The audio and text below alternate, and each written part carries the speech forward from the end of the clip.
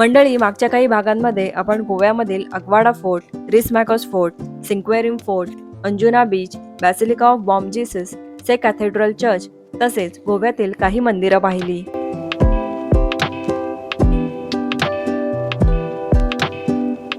आजच्या भागात मी तुम्हाला घेऊन जाणार आहे गोव्याची राजधानी पणजीमध्ये.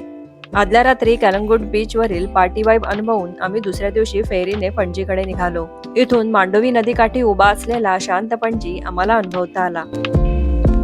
आजच्या या भागाची सुरुवात आपण करणार आहोत एका ऐतिहासिक पोर्तुगीज वस्ती म्हणजेच फॉन्टॅनस पासून. इथली पोर्तुगीज कालीन घरांची रचना, रंगसंगती आणि त्यातून वाट काढत जाणाऱ्या इथल्या अरुंद गल्ल्या पर्यटकांना भुरळ पाडतात.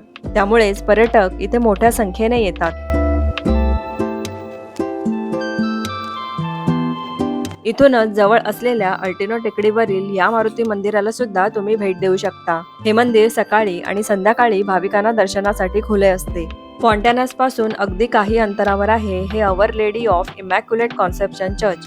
हे पणजीच्या मध्यभागी असलेले पोर्तुगीज शैलीतील सुंदर चर्च असून इथे अनेक बॉलिवूड चित्रपटांचे चित्रीकरण झाले आहे, ज्यामुळे पर्यटक इथे मोठ्या संख्येने येतात. या चर्चला भेट देऊन तुम्ही दयानंद बांदोडकर मार्गाजवळ असलेल्या भगवान परशुरामाच्या ह्या पुतळ्याला पाहू शकता.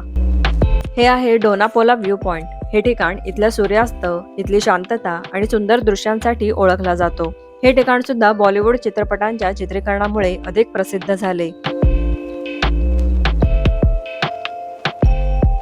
या सगळ्या ठिकाणांना भेट देऊन तुम्ही संध्याकाळी क्रूजसाठी जाऊ शकता. क्रूजवरून तुम्ही मांडोवी नदी काठावरील सुंदर दृश्य, त्याचप्रमाणे गोवन नृत्यकला, संगीत किंवा डीजेचा तुम्ही इथे मनमुराद आनंद लुटू शकता. चला मंडळी, आजचा भाग आपण इथे संपवूया आणि गोव्यातील अशीच विविध ठिकाणं पाहण्यासाठी चॅनलवर असलेली गोव्याची प्लेलिस्ट पाहायला विसरू नका. बाय.